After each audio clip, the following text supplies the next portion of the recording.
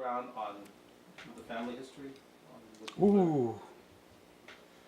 Can I point to that picture? Okay, I'll tell you about my search. Search for the you want me to, am I starting now? Yeah. Am I on camera? Yeah. Oh, okay. The only family history I was aware of You look at me. in my early years was my grandmother's, was my mother's parents. I remember her, and I remember my grandfather when I was a child. I knew them, and by the picture on the wall over there, Nepomuceno, I learned that he was my mother's father. Recently, I've made a search in some genealogical archives in Los Angeles and looked up the name of Guillen. Curiously, at this Mormon church here in Westwood, they have all the records of the priest, of the cura, who kept public records of baptism, deaths, and marriage. And that's where I found my family, in a Mormon genealogical library. I found that Nepomuceno was indeed my great-grandfather. I found his marriage certificate, it's on the wall there. He was born in 1832 in Jimenez, Chihuahua. The wedding certificate there relates his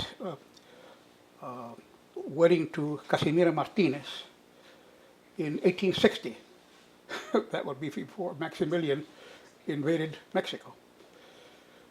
I didn't stop there. I discovered that his father, that would be my great-great-grandfather, was named Mateo Guillen. He too was born in Jimenez, Chihuahua. And beyond him, I found the first member that I found, the rest are lost in history, who was Ignacio Guillen. He must have been born around 1790, although I have no documents about him. That's what I know about my mother's side. My father, I also searched for him. He told us very little about his background.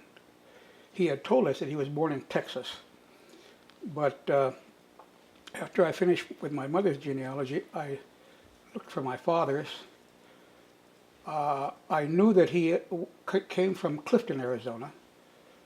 And very interesting. I found a book. It was about the Clifton, Morenci area of Arizona. And it talked about the copper mining that went on there, run by a company named Phelps Dodge. So I decided to search the census records. I went to Irvine, California, where they have all the original census records, or the photostats. And I found the census records of 1900 and of 1910. Census records of 1910 lists my father's father, Federico Rodriguez, who was a smelter man who worked inside the smelter of, it had to have been Phelps Dodge, copper. Hard work. And I found the census of 1910, which has Federico and Julia, my grandmother, on the wall there, and their children. And by that time, my father was about 5 years old.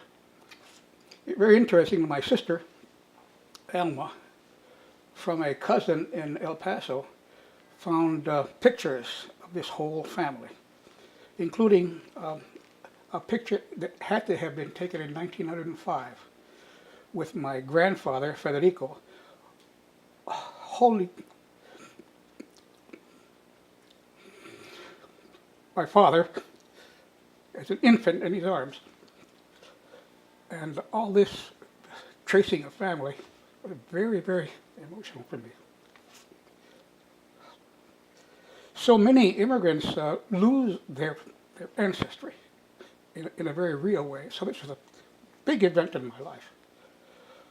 Not that it solved any current problems, but it gave me a tracing of my people. So that's as far as I've gone. Phelps Dodge was a very powerful copper mining in that area, and this book relates that in 1900, 1905, there were very severe floods. So I can imagine this immigrant family being swept in economic uncertainties and all. My father's older brothers were, one of them was Rafael, worked on the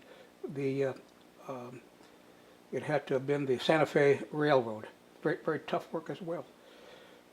My father came to Los Angeles. It must have been about 1926, and I've actually found his address in a place before he met my mother. It must have been about 1926 or 27. He got a job as a glazier at a Pacific Glass Company on East 61st Street, and he spent his life working there. That's the family history. Sorry about the emotionalism, but it's so relatively new. Had I learned this 50 years ago, it would have been ancient history, but it's still relatively new. But it's interesting that you didn't do this 50 years ago. You did this recently.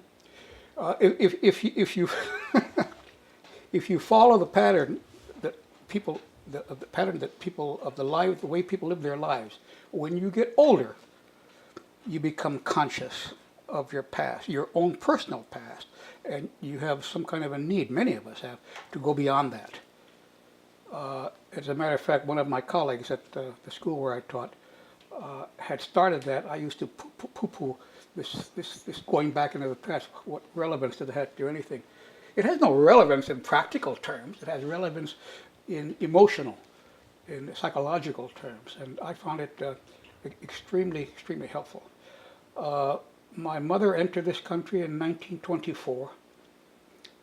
She was a teenager then with her family. They all settled in Los Angeles. My father, Federico, my father's father, entered this country in 1793 with his wife, Julia, and settled in, it had to have been the Clifton, Arizona. So many Mexicans who came up in that era were miners. The Santa Barbara mine near Chihuahua, and the mines of Cananea and Sonora made them natural people to come to this country to seek work. And so they came. That's the history as much as I know. Can you tell me about the next phase when you were a child and how what was your own, how the story goes next? When your parents met and the family and. My parents met at a place where they worked, but they spoke very little about that, and I have no details about it. There was a third cousin of hers, of mother's, whose name was Refugio Acosta, who was married to Luis Acosta, and they were very close friends. And apparently, my parents were introduced to each other by them. Mother worked in the same place they worked. He worked at Pacific Glass Company for 20 years, from 1928 to 1948. My mother worked intermittently. I'm one of 8, so her life was hard. I was born in 1930, the oldest of 8 children that they had. The youngest was born, but 14 years later, 1944. So my job was to help. The oldest male in a family that needs money works very hard. That's just part of the responsibility that one has. So I worked, I guess, beginning from age 9 or 10, working in a grocery store. I got used to working very hard. One of the best things that ever happened to me was learning to work, never to resent work. It's what a man does, and what a woman does for that matter. Life is hard, and you learn to make your own way, your life will be much easier in the long run. We consider it a disgrace to take charity from anybody. It was a disgrace. It only happened a couple of times, and I always felt very little odd in taking butter and salt pork from the nuns who tried to help in that way. So I worked very hard, and if one learns to work very hard, one learns to study very hard. And I learned to study very, very hard. Not so much that I'm particularly smart, but I studied more than anybody. And so I did very well academically as well. Is this something that Grandma expected from you, or something that you were self-motivated? Very good question. I do believe that everybody has his individual character, that not everything that we are is given to us by our parents. I think we're born with a nature. So perhaps part of it. But Mother looked around at the public schools of the area, even at that time in the 30s, and decided that her children were not going to go there. She decided that somehow ordinary people went there. This is a woman with a third-grade education, but she had an enormous sense of personal pride. Her children were better. So we went to the nearest Catholic school. I was perhaps before, my brother Raul came 2 years after I did. So in large measure, I went to school alone for a couple of years, and then he joined me. We were the only dark-skinned people in that whole neighborhood. The idea that that many people today have that somehow it was a hell on earth to live in Los Angeles or in the Southwest at that time if you were Mexican American sure didn't apply to our family. We lived among working class Anglos. We went to church and school with working class Anglos children, and we never had any trouble. Never had any trouble. It's astonishing. I was always one of the brightest ones in the school, and those years determined that I would end up in a university and end up teaching for a living. Very, very important to set the tone for a child in his early years. But Mother, she set the pace. She wanted the best for her children. She wanted us to learn. I don't know where she got it, but she knew that education was important. It seems to me that one reason that education is important is because it expands the world of the child, and it makes a person prepared to enter into the world with confidence and to go beyond their small. No doubt about it. And how did that apply to you, being a child, the first child of an immigrant who maybe didn't have facility in English at that time? A good question. I often say that I'm the child of immigrants. Well, not quite true. My father's father entered this country in 1893. And that's earlier than many of the German Americans or the Jewish Americans that I know. That's early. For us, that's like, we go back to the Pilgrims. So my father was an American. He spoke English well. He spoke Spanish. His written Spanish is pretty good. But Mother eventually decided that we were to learn English. So that was the language of the home for the most part of our childhood. I started learning English when I was 5. I think she knew that, well, school is coming. What good am I going to do this little boy to send him to an English-speaking school not speaking the language? So I believe she made a conscious effort. So by the time I was in kindergarten, I spoke English, and I spoke it well. Children learn very, very quickly. Did Grandma ever talk about that? Did she ever tell you that it was a conscious choice? No. Although there was a case, and I remember this. My brother Raul was 2 years younger than I am. He was hospitalized. He must have been about 3 or 4 in Los Angeles, and he couldn't communicate with the nurses. And one of the Anglo nurses said, called that to her attention. Said, "You really should teach this child English if he's going to live in this country." She took it to heart. So she had a little nudge. She took it to heart, and big decision. I know there are people who manipulate both languages equally well at that early age. I happen to think they're rare.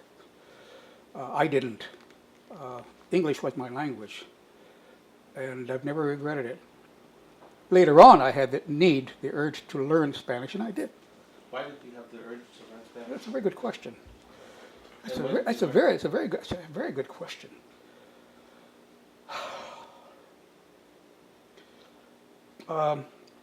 When you live in the world, I was completely comfortable in the Anglo world. Everybody who hired me, when all the many jobs I had, they were Americans. Put it that way. Not that we're not Americans, but European Americans, Anglo Americans.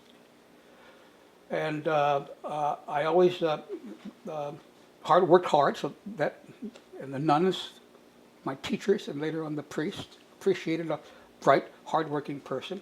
So I was never categorized by anybody in those days as anything but an equal. In Catholic schools at that time, and I'm sure even now, the only qualification that the nuns and the priests said is, we are all Catholics, we're all children of God. In their eyes, we were equal. The stuff about if you're brown or you're dark or you're yellow and you're different, that wasn't part of my life. But I did know I was different. And much of that came from my interaction with Mexican Americans. They saw I was different too, and sometimes there was a little friction. Well, I wanted to ask you about that actually. How Mexican Americans or Mexicans? What was? No, they were Mexican Americans. But also you had Mexican relatives maybe that you might meet. I'm not sure. Oh yeah, my Mexican relatives. Oh, my aunts, they were such dear people. But after when my English developed so much and Spanish stopped being the language of the home, I was unable to communicate with my aunts.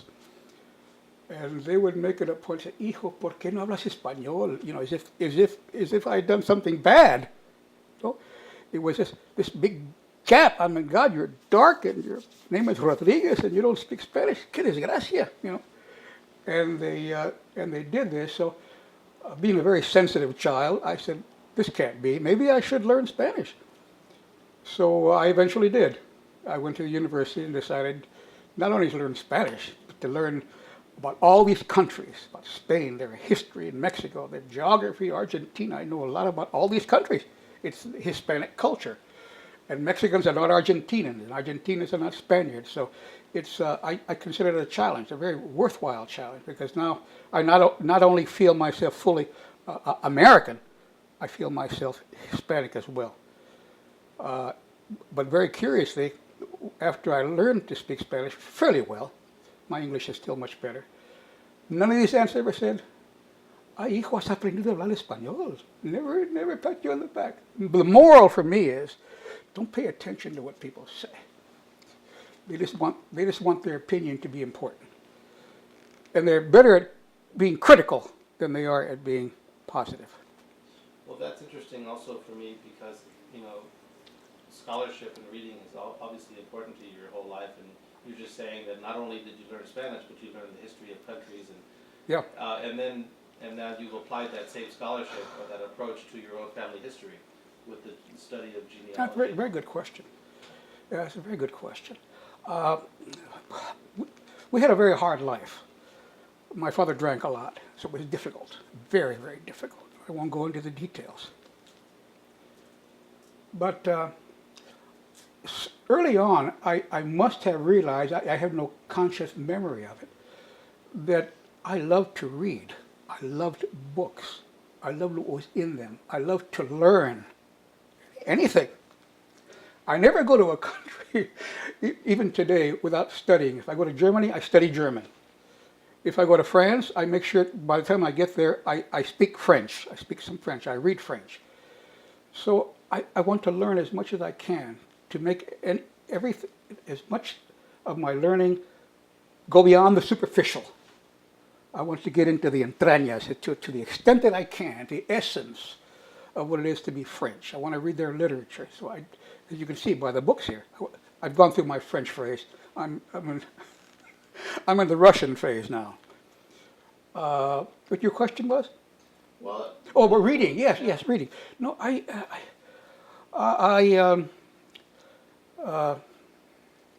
the French say that a day without wine is a day without sunshine. I say a day without a book is a day without meaning.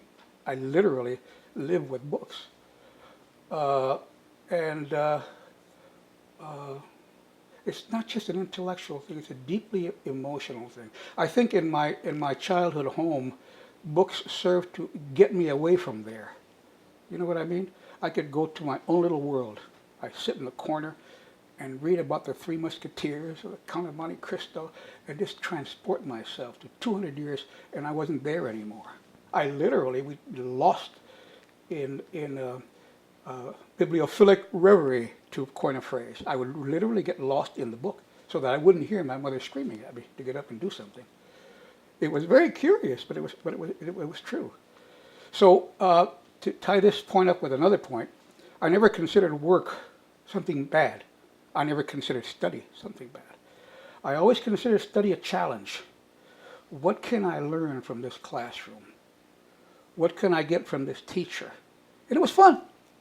Yeah, I'm sorry. Yes, I felt pressure, but I never felt that there's nothing I couldn't do. Well, what's interesting to me is that reading maybe began as an escape or the discovery of other worlds, and then it also serves to be an instrument of discovering oneself too, eventually. Very tough to discover oneself. Really, that's the toughest thing in the world. You want me to talk about Sure. search for self?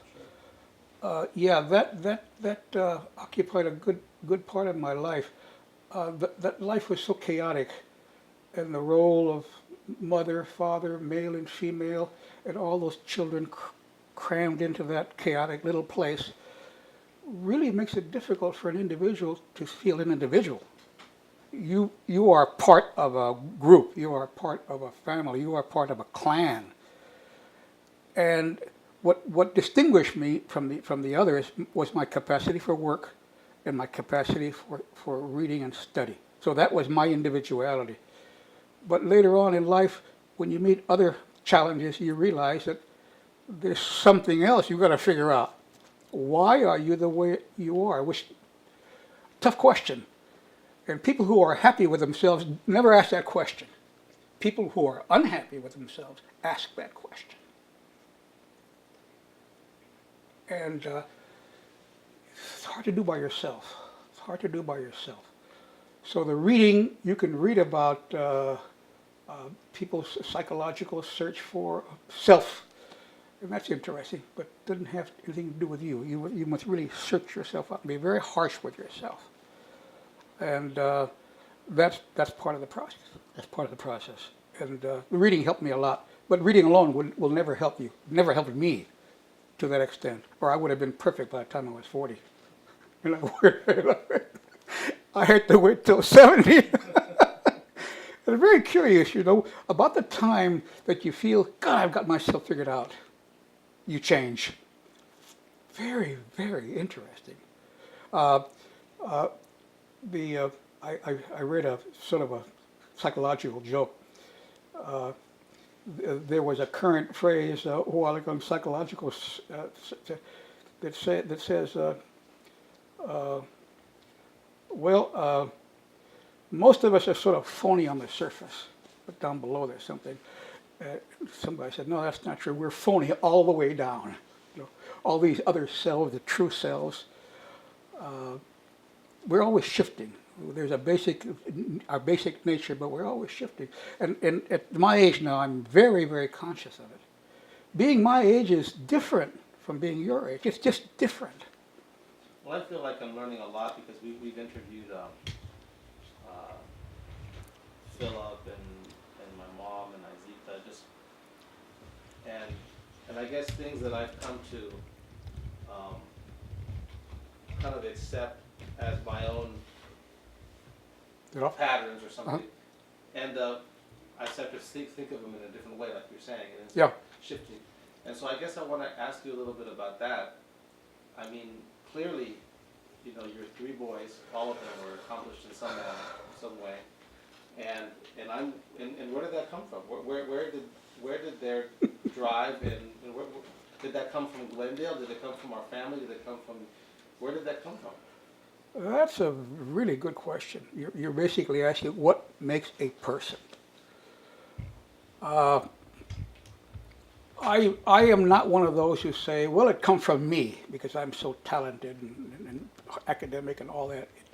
Obviously, when a child looks at his parents, when he sees him doing something, somehow if a parent does it, that sort of validates the activity. Just a little example. I had many uncles who never read. They didn't read anything. Not a newspaper, not an ad for a market, nothing. There was no print in their house. And I've asked myself, what do I read? My father read the paper every day of his life. And when I discovered that picture of my grandfather, Federico, taken in 1905, he had a newspaper in his right hand. So that must have had some effect on the culture that the family built up. So that makes sense. And I want to ask you about the family culture. I mean, what do you think? What family culture do you see coming from your parents, grandparents that you've passed to your sons? Or do you see it continuing on that? That's really hard. Positive, you mean? Well, anything. Must be positive.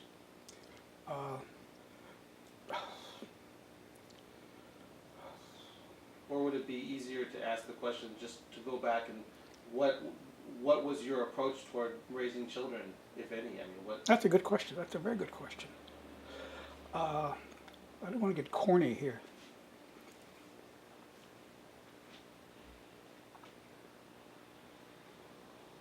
But our family life was chaotic. I felt no close ties to my father.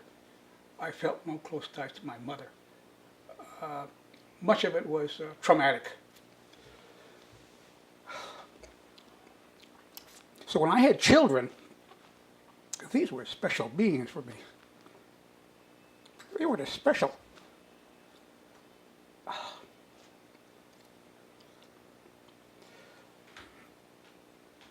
Magical, what can I say? Magical. They were the best things that ever happened to me. And I suppose that somehow I meant to do the best I could by them. All lives don't end up the way one plans, but I think that was my plan. Can you move your hand? Oh yes. I think that was my plan, to let them be what they are. I remembered how really difficult it was to have my mother screeching at me to do this or do that or do that or do this or get up, and my father sulking there angrily at me. And I just decided, I think I must have made a decision, I'm not sure it was conscious, to let you be what you were. To not try to force you into a mold that met with my approval. You might have had some experience with me, but I tried not to be overly strict. I tried not to beat people up or lead you, put a bit in your mouth and say, here, come this way. That was my intention. Whether I succeeded or not is only you three can answer that question. You showed an interest in guitar early on, and you got guitar lessons. I remember when I was about 11, a salesman came by the house selling Hawaiian guitar lessons, and my father said, "No! I wanted to learn to play Hawaiian guitar." So in some sense, when you showed some interest, I said, "Go."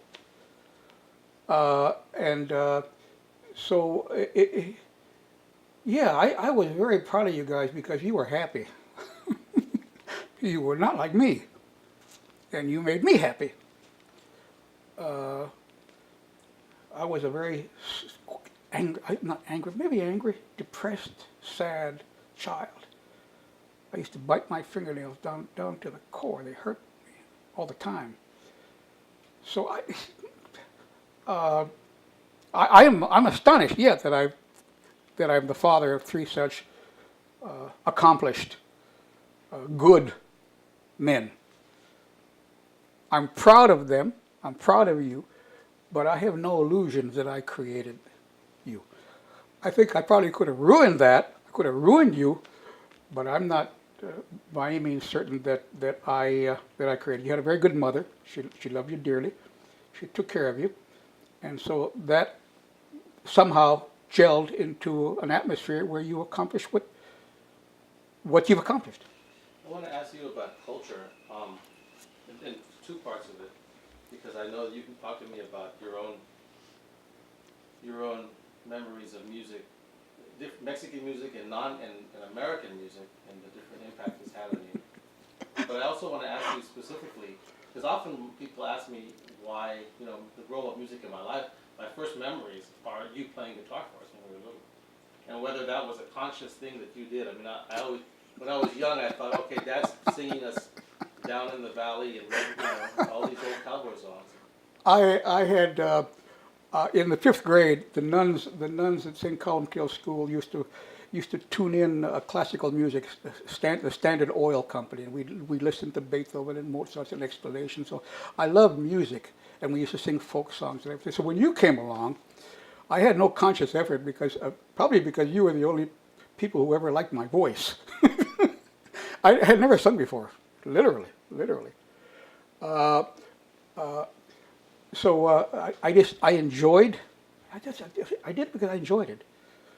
I did it because I enjoyed it, and I had no illusions that I was doing other than just doing a few chords, G and D and C, and maybe F, and that's all I knew. But you seemed to enjoy it a lot, and I said, "My, this is pretty good." so that's what I did. We all gathered around the guitar, but no, it didn't have any transcendental meaning in terms of what I wanted to give you. Your brothers didn't go that route, So that was your particular route. Yeah, that's. What did Mexican music mean to you? Truth? Yeah.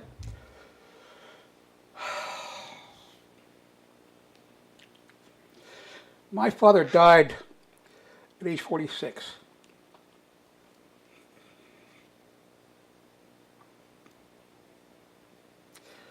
And essentially he died of alcoholism. He drank a lot, almost nightly. Didn't treat my mother well.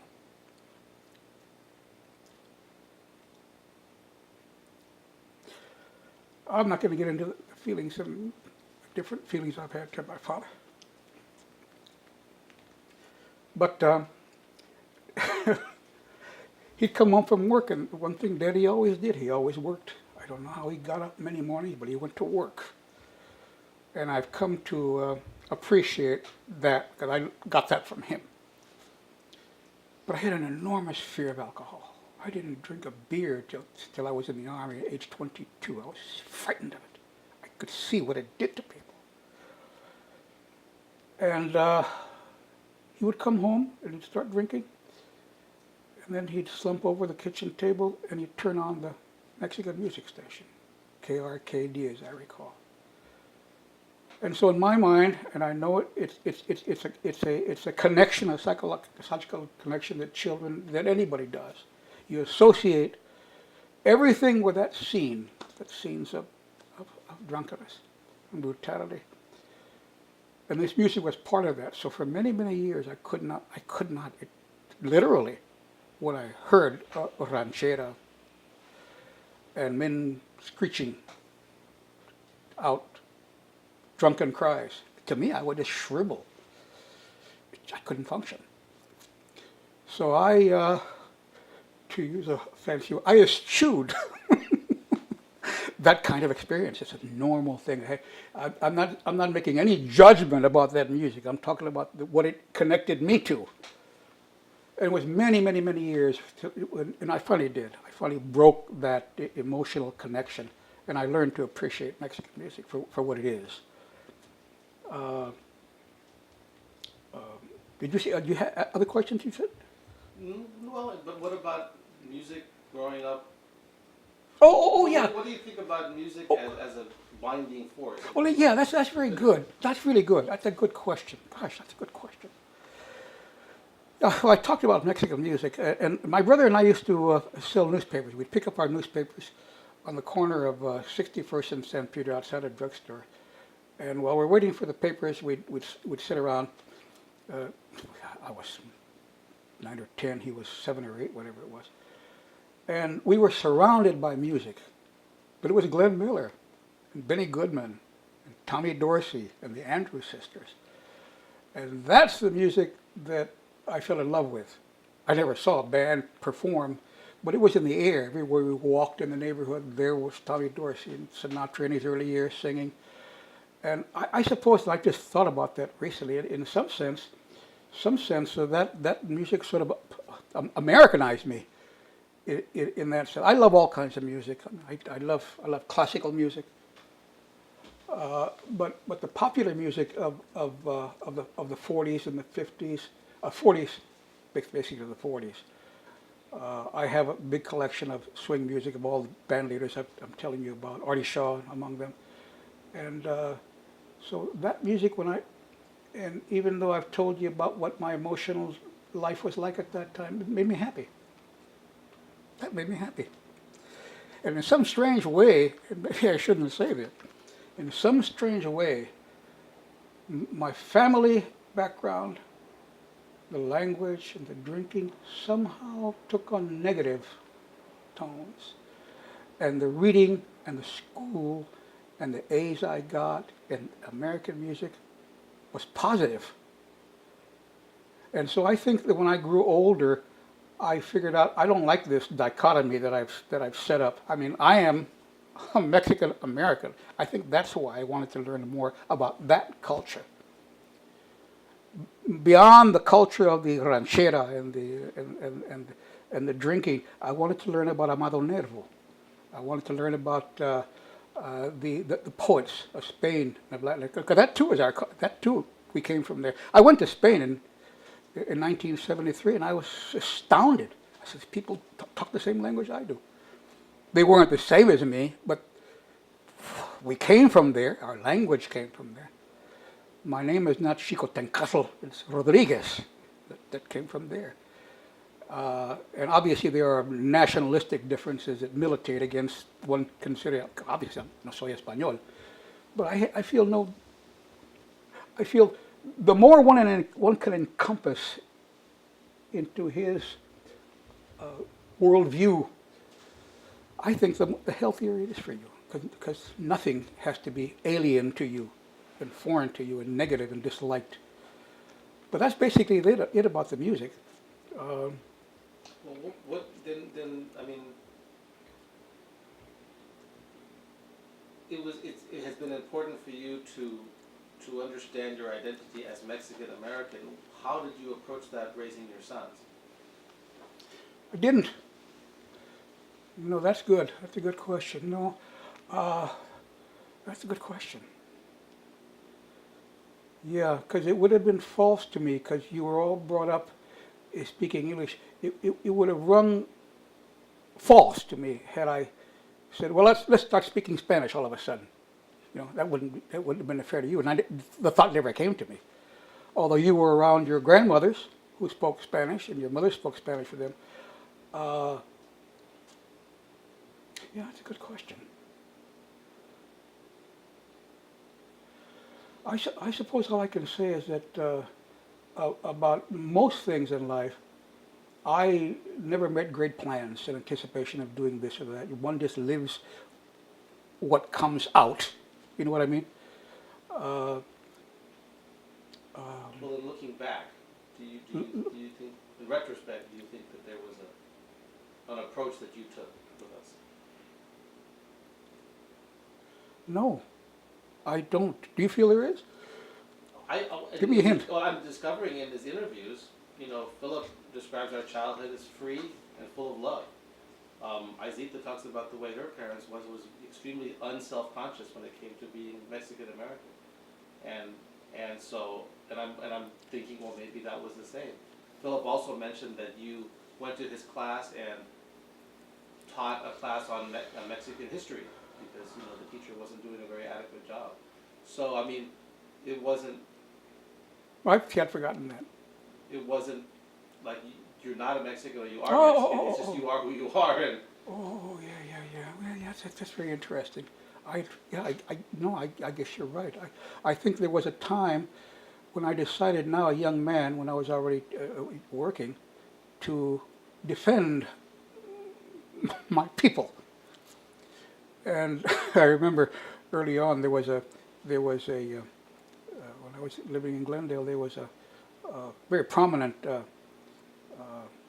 commentator who made some derogatory comments about Mexican Americans. I wrote a letter to the editor, and I corrected him, and so I still do that.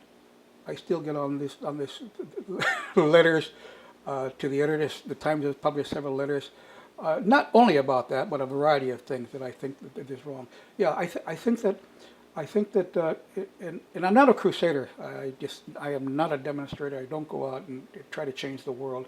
But in the capacity that I was, I have taught thousands of students.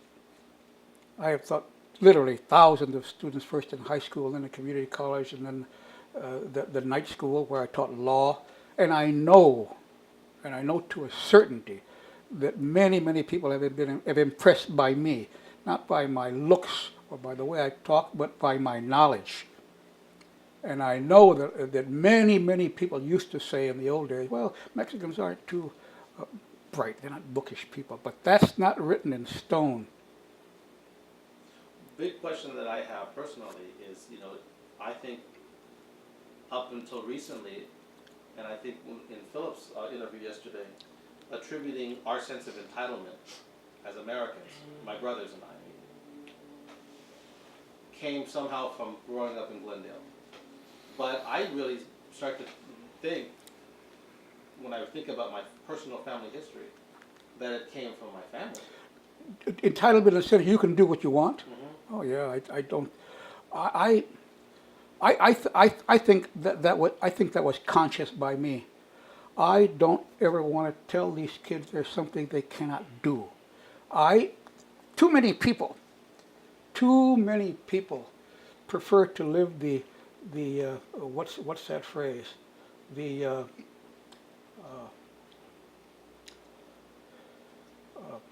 Prefer to emphasize the negative in their lives instead of the positive, the accomplishments. And there was a time I did the same thing. I could have lived, I always got A's. I did very well in all my classes. At university, I was very superior. In law school, I was superior. And yet there was a time in the 60s and 70s when, as I look back at my life, I would emphasize the negative parts of it. Very curious, And then later on, but I think with you, and later on, I decided I'm really been lucky. I mean, this country gave me opportunity. Every opportunity was given to me, not on a silver platter. Work hard, and you can set your limits. And I think that's what I wanted you to feel. I think I left the negative out. I hope I did. Not to tell you this, oh my God, some guy looked at me yesterday, and I'm sure he hates Mexicans, and I didn't want you to feel that. And I think that was conscious on my part. Yeah, I think who was it? You or Gregory? Some teacher made some comment about his skin color or something. I went and I raised the roof. I was very, very severe. It didn't happen very often, but I was going to protect you. I was going to protect you from the mean guys, who took advantage of children. It happens pretty often now in schools. Not necessarily about race, but about other things. But yeah, I think the mere fact that we moved to Glendale didn't have a very big reputation on diversity at that time. And it was a decision not made lightly. It was considered sort of a backwater conservative, slightly racist place, but you grew up there, you tell me if it was a racist place. If a person wants to find racism, he will find racism. If he wants to find goodness in people, people willing to accept you for what you are, you will find that. I told you during my childhood, I found very little of that. I found most people are decent human beings who want to do well by others, and that's been my experience all my life. And if I ever met somebody who didn't, well, I would take care of that person by myself. As I told you, the ones who give me the most trouble are Mexican Americans. Used to pick fights with me, and I just looked different. Blacks used to try to, when I was working in a liquor store, I'd be standing there with my arms crossed, doing my work, and they'd just get angry, come in, hey, and they try to pick a fight with me. I don't know for what. I still don't know for what. Just because I was there. And if you fall into that pattern, you can go through life doing some very negative things. And I think, as you know in your work, you want to emphasize positivity, not in a Pollyannish way, but you want these kids to feel they can do what they want. They're not going to be defined by some fool's opinion of what they are by their color or by their national ancestry. What do you think that Los Cenzontles is trying to teach kids? I think ultimately you're trying to give them a sense of their own dignity and their own capacity to be, obviously with a view in this culture, to be proud of their culture, which is also a function of one's own personality, but as individuals first, and then as a part of your group, of your school, and then of themselves as Americans of a particular ethnic background, to make them whole persons, to emphasize the positive aspects of their cultures, both of them, and to, of course, to foster a creativity that I think is very, very important. I think it's very important. Why is creativity important in education?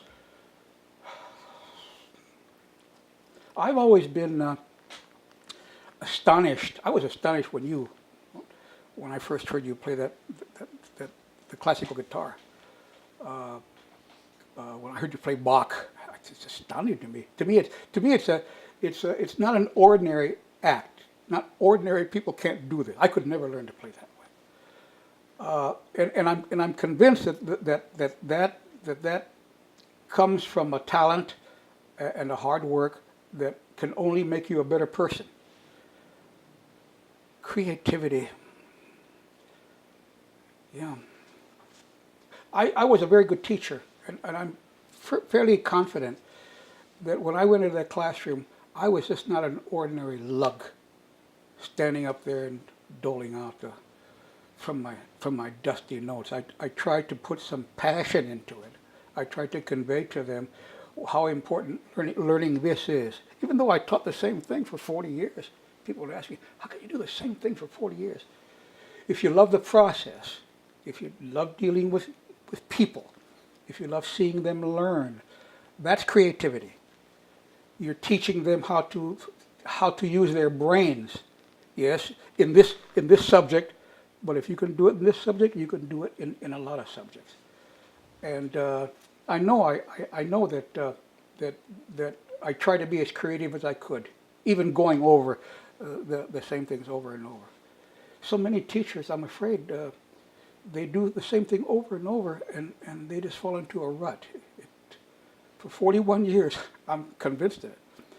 41 years I taught with the same passion in my 41st year as I taught in my second year. I never took it for granted. I never wanted to cheat these people. I didn't want them to waste their time.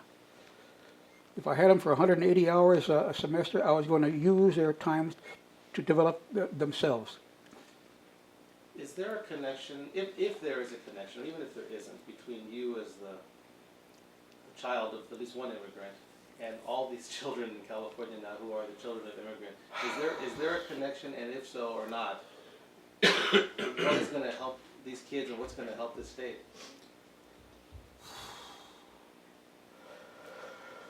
That's a tough one. I remember we lived in a duplex, 43rd and Wall, and next door to us lived a Mexican family. Alberto was the boy about my age. We ended up working in the same bakery when we were teenagers. And his sister was Lupe. And many afternoons she'd come running into her house, escaping from a group of African Americans who were chasing her. There was dispute then. There's still dispute at that same school in 2005. So some things never change. Let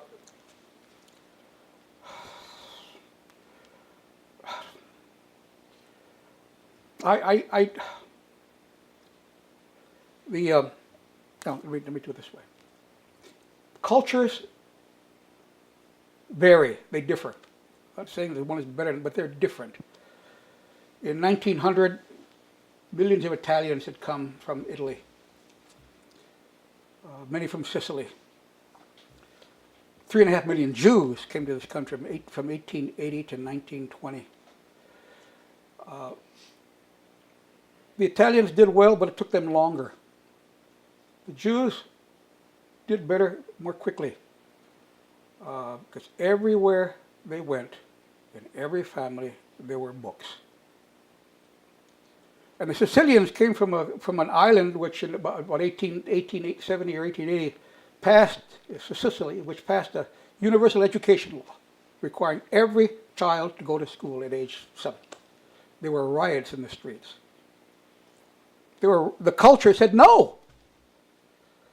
I have talked to Italians, good men, who say, when I got to be 17, I wanted to go to college. My mother said, no way, you're going to work. And so that kind of attitude, it's no fault of the child, but it is embedded in some cultures.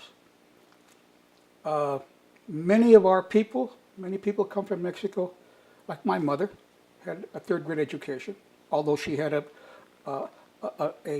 confidence in what education could do. My father grew up in Arizona. He had 6th-grade education.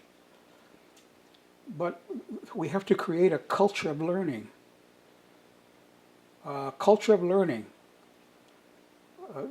Mexicans now are rebuilding New Orleans because they know how to build things. As President Fox said, we know how to construct. That's part of the culture. And we know how to mine copper. And we know how to work in restaurants and bakeries, and that's fine. But we have to learn how to manage words, books. I went to the Kaiser yesterday, and my doctor was Japanese American. The two pharmacists who helped me were Armenian Americans. They just got here.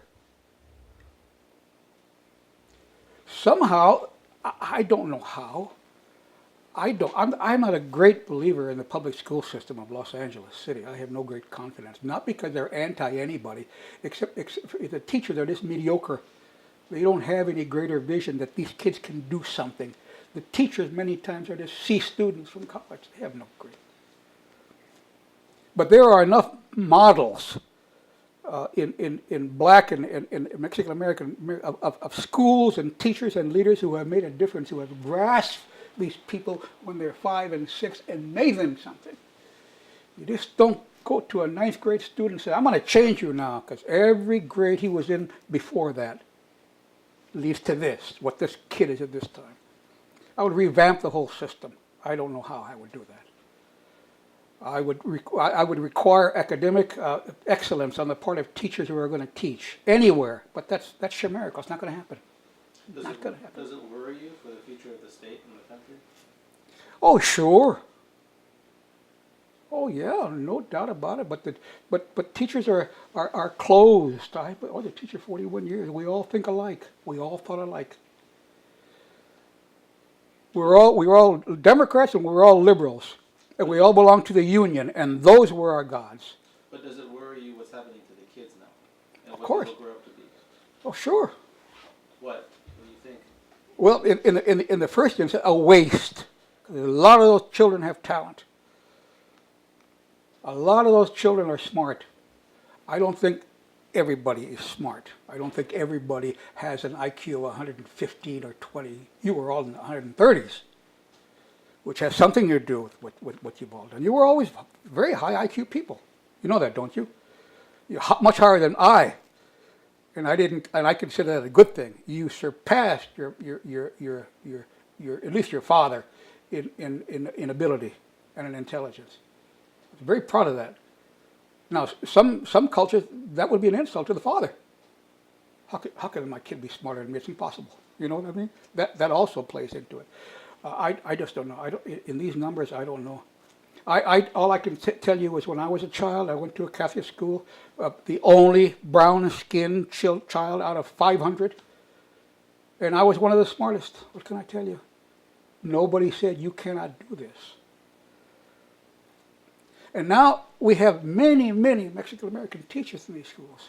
For many years we were told if we need teachers who look like the students. Now we have the teachers that look like the student, and nothing's changed. I don't know what I would do if I were a dictator. I don't know it's a very, very severe problem. Sure, it's very, very, very disconcerting. Is there something common that me and Philip and Gregory are doing, even though we're in different realms? Is there something common that we share that you see that we're trying to do? Well, in the first instance, I go back to the individual. You're fulfilling yourself. You're doing what you love to do. I taught for 41 years, and I loved not every hour of it, but every week of it. I found something that I loved to do, and that's key. I think you all found something that you loved to do. It's not that you have to get up. Oh my God, I've got to go to work again tomorrow. I've got to go teach those 40 ignorant little bastards. You know, what's that? And there are teachers that way, by the way. What do you think those 40 little bastards are going to get out of that teacher that day? I know they exist. I've met them. You are doing what you love to do. All creative, ultimately very aware of your culture, emphasizing the positivity of it, the possibilities for children. We're as good as any other group that ever came to this country. Germans and Jews and Russians and Swedes. We're the same. But ultimately, I think that you've decided what you want to do with your life. And that's highly important. And in creative endeavors, each of you. I think at someplace along the line, you decided, all of you, you did not want to go in and punch a time clock at 8 and punch a time clock out at 5. That was not what you were going to do with your lives. I don't know what I would have been very happy if you were all successful plumbers or carpenters, but you went on another route. Where do you see Milo? How do you see Milo? That's a good question. I thought about it a lot. All I can hope for him is what I've said about you, that he will find something that gives him a spark of passion, not a spark, a roaring fire of passion that he loves to do. And that's what he's doing now. He's investigating the world. He may end up liking science or mathematics or music, whatever it is. And he will find, if he's lucky, he will make the choice that will keep him for a lifetime, because life passes very, very quickly. From age 28 to age 69, I taught, and I have no regrets. I would do it all over again. I would hope for him to do what he's doing, to emphasize what he loves to do, to spend time investigating the world, and see where he fits.